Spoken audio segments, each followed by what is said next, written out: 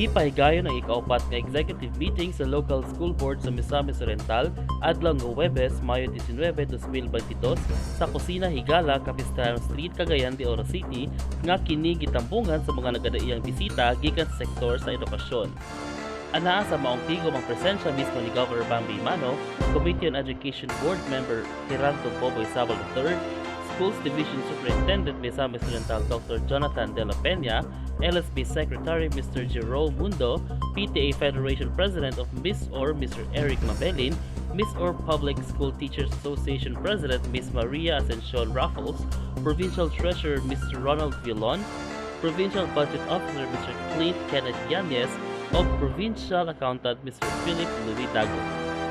Ubay-ubay sa mga gisgutan sa panagtigom, mao ang mga update sa implementasyon sa mga proyekto bahin sa infrastruktura may kalambigitan sa mga school buildings susama sa dugang pondo sa konstruksyon sa 2-story 4-classroom building sa Lourdes Elementary School sa Lubihid, dugang pondo sa konstruksyon sa 8 classroom building sa Taguluan Central School sa Taguluan ug rehabilitasyon sa mga school buildings o facilities.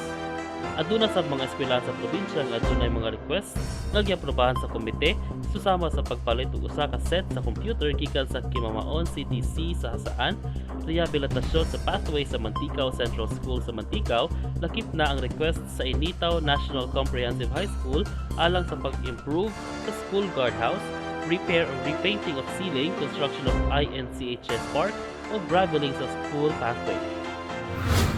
Sa naibiling adlaw ni Governor Bambi Mano sa iyang katungdanan isip gobernador sa Misamis Oriental, kanunay ang amahan sa lalawigan sa pagpatuman og pagtunol sa mga batakang serbisyo nga gikinahanglan kaayo sa matag Misamisnon, hilabi na ang sektor sa edukasyon sa probinsya nga mas gipalambo pa. Kauban si Mark Anthony Pareha sa kamera, ako si Johnny Bertudazzo Shama Jr. alang sa Miss Or Balita.